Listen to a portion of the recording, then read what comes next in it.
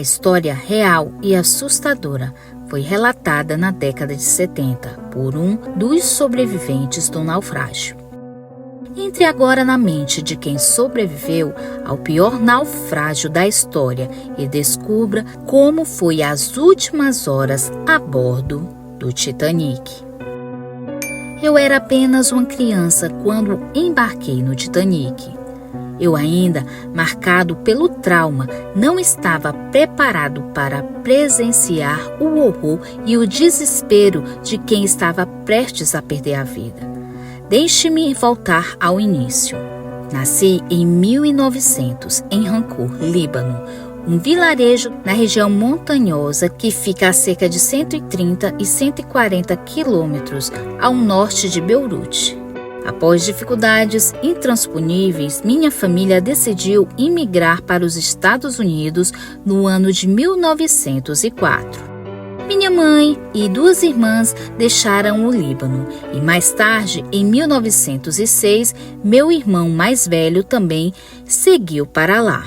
Em 1912, meu pai, minha irmã e eu finalmente completamos o ciclo de imigração para a família. Em março de 1912, viajamos de navio para a França. Enquanto estávamos lá, reservamos passagem no Titanic para irmos a Nova York, em uma viagem de estreia. A data da viagem era 10 de abril de 1912. Meu pai ficou na França, não passou no exame médico requerido por causa de uma infecção nos olhos, e aquilo certamente seria a sua salvação. Minha irmã tinha 14 anos e eu tinha apenas 12, quando embarcamos no Titanic. Ficamos tristes de deixar o pai para trás, mas estávamos emocionados de estar a bordo do RMS Titanic, o maior, mais rápido e mais luxuoso navio da época. O curioso é que alguém havia dito que nem mesmo Deus conseguiria afundar aquele navio. Haviam mais ou menos 2.200 pessoas a bordo, incluindo algumas pessoas mais ricas e influentes da época. Muitos estavam no Titanic para celebrar sua viagem de estreia. A velocidade do navio era maior do que imaginávamos. A chegada a Nova York estava prevista para quarta-feira, 17 de abril. As águas estavam calmas e o clima estava muito frio, como esperado para a época daquele ano. O navio parecia um hotel gigantesco flutuando sobre o Atlântico. Tudo era tão luxuoso e grandioso que chegava até a assustar. Para um garoto do Líbano, aquilo era intimidamente e inimaginável. Enquanto o navio cortava o Atlântico impassível, nada indicava o desastre que se avizinhava. Estávamos na 3ª classe, mas fizemos amizade com um casal de meia-idade, talvez por pena de 2 crianças sozinhas em um navio daquele porte. Esse casal nos convidou à mesa e durante os dias seguintes, eles nos levaram para conhecer praticamente o navio todo. Os primeiros dias de navegação, todas as promessas daquela experiência foram superadas. Os jantares requintados eram preenchidos com música clássica e conversa animada. O vento batia no rosto, enquanto a lua iluminava a imersão do mar. Era como flutuar em um céu particular. No domingo 14 de abril, no 5º dia no mar, o tempo ficou especificamente frio, tão intensamente frio que não havia muitas pessoas no convés superior do navio. Ouvimos dizer que havia sido emitido alerta sobre icebergs naquela área, mas não se esperava avistar nenhuma em nossa rota. Portanto, o Titanic manteve sua velocidade máxima. Entretanto, o comandante do Califórnia, outro navio que estava no Atlântico Norte, alertou novamente via rádio ao comandante do Titanic sobre possíveis icebergs em nossa rota. Neste momento, todos os desastres poderiam ter sido evitados, bastando um leve desvio de rota. Seguiríamos a viagem sem nunca imaginar que passamos tão perto de uma gigantesca pedra de gelo. mas a tripulação do Titanic estava confiante de que a embarcação mais poderosa criada pelo homem até então jamais sucumbiria a qualquer obstáculo. E assim, o aviso do Califórnia foi ignorado. O excesso de confiança do comandante Smith entraria tragicamente para a história. Naquela noite gelada após o jantar, a multidão lentamente se recolheu. Nós já estávamos dormindo em nossa cabine. Isso era aproximadamente 23h45. Minha irmã e eu acordamos de repente com o som de um golpe surdo. Ela estava no beliche de cima e despertou assustada, dizendo que havia algo errado.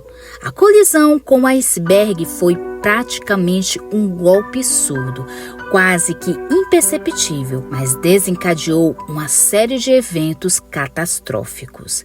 A água gelada avançava implacavelmente, inundando lentamente os corredores intermináveis dos andares inferiores do Titanic.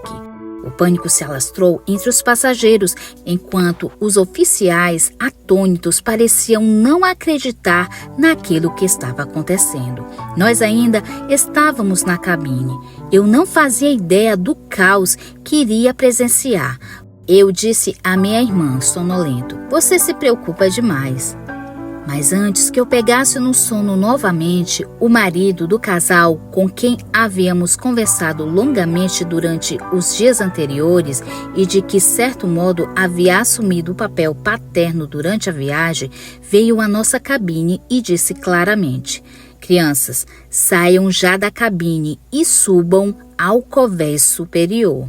Não se preocupem em levar sua bagagem agora, apenas subam." Nossas passagens eram de terceira classe, o que significava que nós só podíamos ir até o convés da segunda classe. Os da segunda e terceira classe não podiam ultrapassar um portão vigiado de cada acesso ao convés superior da primeira classe. Enquanto todos estávamos tentando entender todo o panorama, ouvimos pessoas gritando e chorando. A expressão no rosto dos tripulantes também era de pavor. Naquele momento, minha irmã e eu nos olhamos e tivemos a terrível constatação de que o navio estava irremediavelmente afundando. O senhor que havia nos chamado na cabine surgiu com sua esposa entre a multidão e disse que precisaríamos subir até a primeira classe e tentar embarcar em um dos botes salva-vidas. Novamente fomos barrados por tripulantes que vigiavam o portão de acesso. Ele tentou empurrar para uma escada de segurança vertical, para onde aparentemente seria possível chegar ao convés superior. Seria preciso subir 5 ou 6 convés acima para chegarmos ao ponto onde estavam os barcos salva-vidas. Fizemos isso com muita dificuldade, pois minha irmã havia torcido o pé, mas com a ajuda de outras pessoas que também tentavam chegar aos botes, conseguimos enfim subir. Depois disso, nunca mais vimos aquele bondoso casal. Quando chegamos próximo aos barcos, presenciamos mais uma vez a brutalidade daquela tragédia.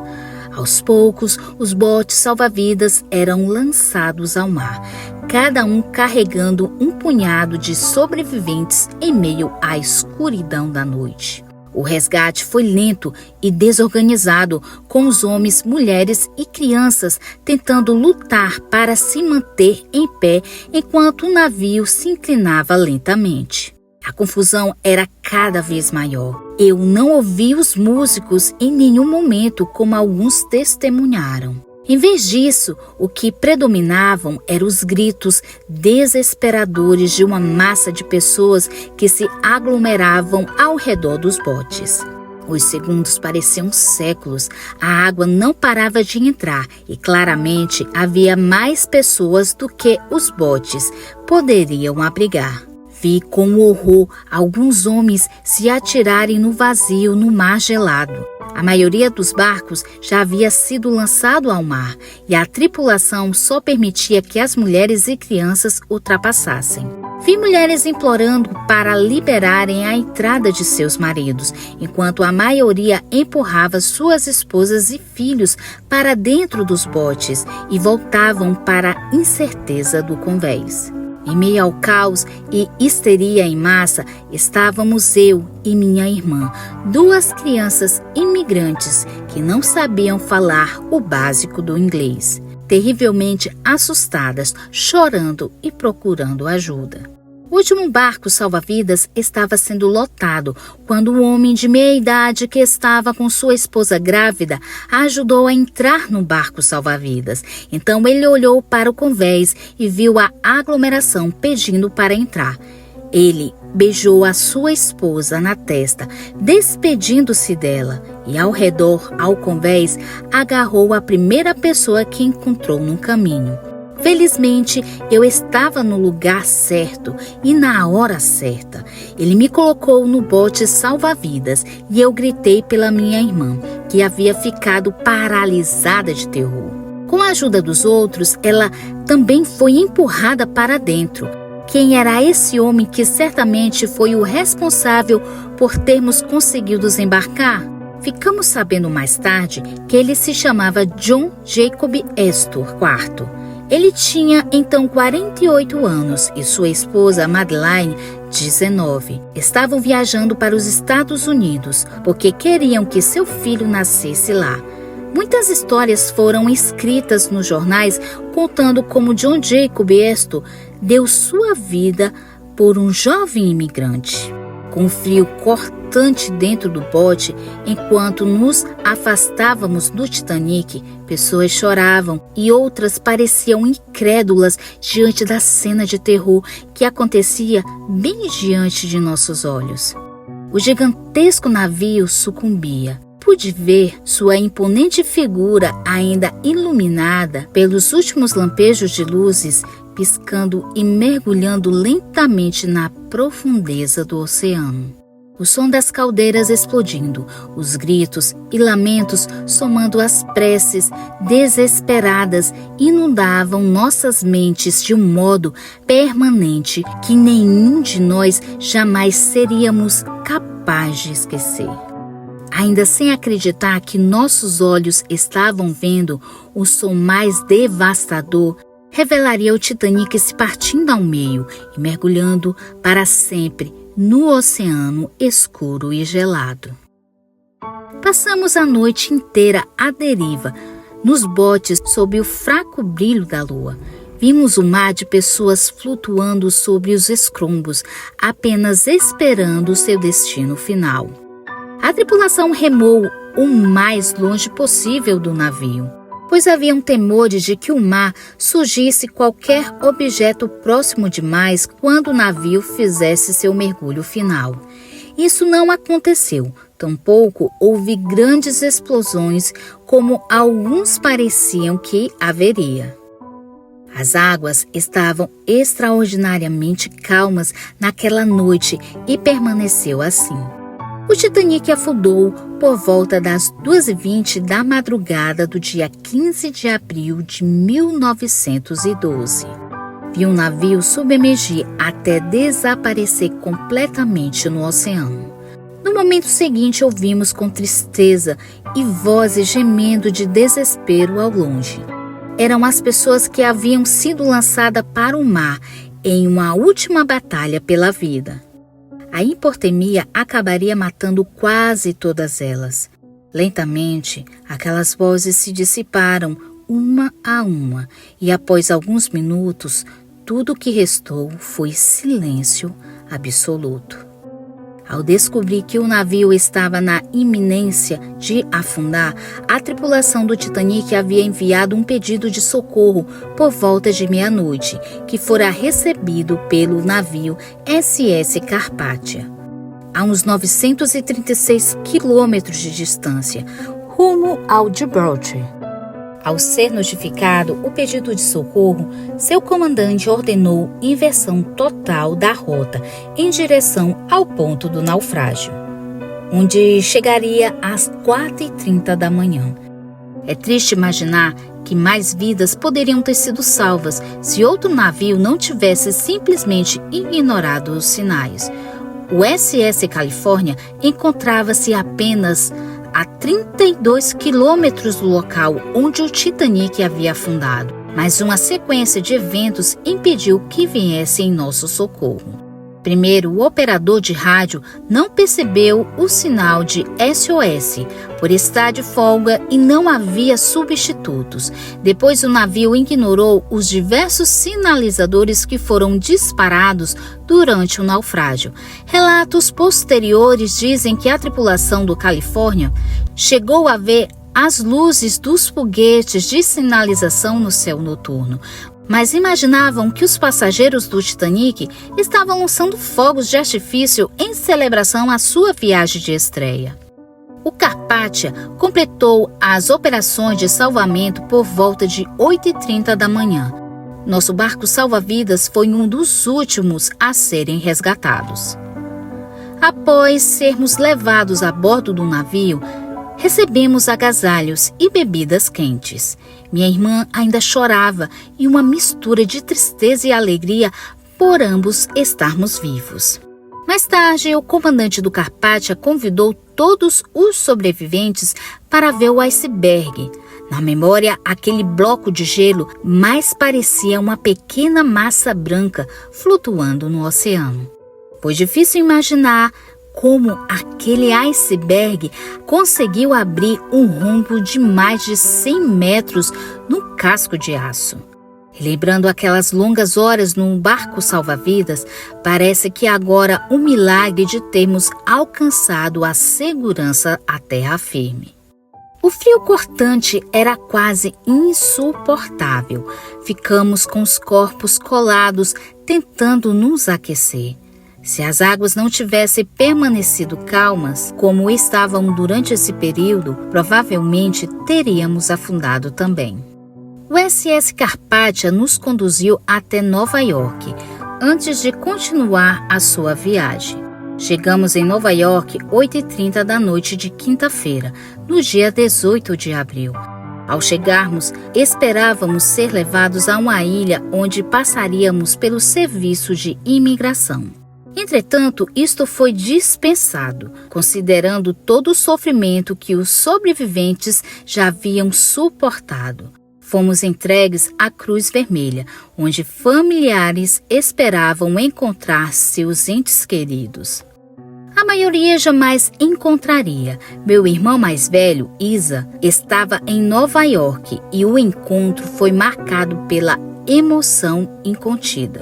Meu pai ainda se encontrava na França e acreditamos que este tinha sido um milagre de Deus, pois se estivesse conosco no Titanic, como quase todos os homens adultos, com certeza ele teria sido impedido de embarcar nos botes. Minha irmã e eu concordamos que isso também nos salvou, pois se nosso pai estivesse a bordo do Titanic, nenhum de nós seria capaz de abandoná-lo durante o naufrágio. E então, certamente, seríamos mais de 3 vítimas entre as 1.500 almas perdidas naquela noite que jamais conseguimos apagar das nossas memórias.